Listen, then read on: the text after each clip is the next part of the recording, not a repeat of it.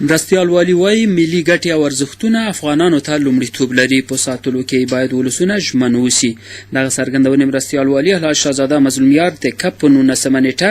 د ولسي جرګې په 11م تقنیني دوره کې د لغمان د ولسونو له لوري ټاکل شوي استازي محمد رفیع مموزي لخوا په جوړه شوې مننغونډه کې وکړې.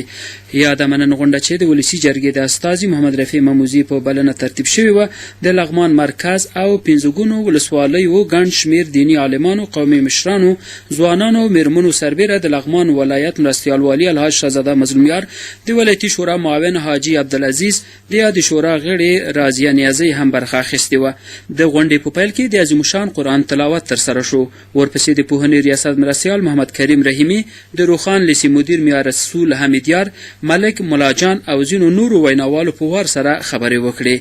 غوښتنه یې وکړه چې د افغانستان په ولسي جرګه کې د لغمان ولایت استازي د دوی ستونزې او غوښتنې په ښه ډول انعکاس کړي او د دې ولایت امتیازات او حقوق په قانوني ډول وغواړي. د لغمان ولایت مرستیال الحاج شهزاده مظلومیار په خپلو خبرو کې ویل د ولسونو هر استازی باید په ولسي جرګه کې د خپلو ولسونو ښه استازیتوب وکړي. د مقننه قوې په کړنو او نورو فعالیتونو کې باید ملي ګټو او ارزښتونو ته لومړیتوب ورکړي او ولسونه هم باید په دې برخه کې ژمن اوسي. ښاغلي مظلومیار زیاته کړه په ولسي جرګه کې د لغمان ولایت استازي باید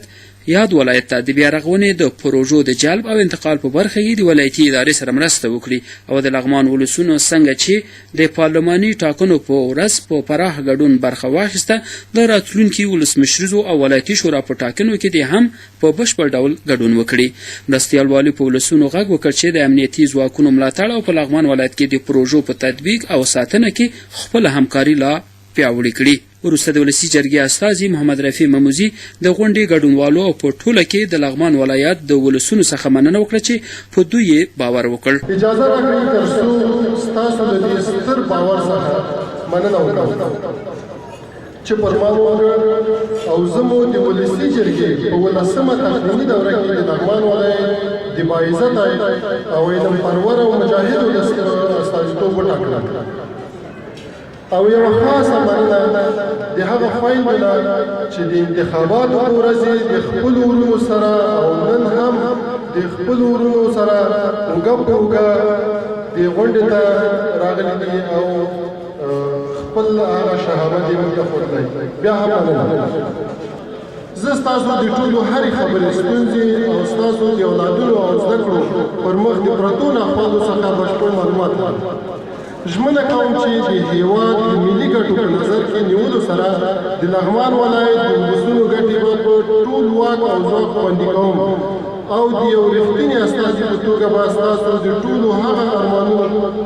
ارمانونو او هیلو ته به د عمل جامه اغوندم چې د ولسي جرګې د یو استازي په واک کې. ښاغلي مموزي وویل ستاسو رایه د یو امانت په ډول د ځان سره ساتم او د قانون په رڼا کې به ستاسو ستونزو او غوښتنو ته به د امکان تر بریده رسیدګي وکړم.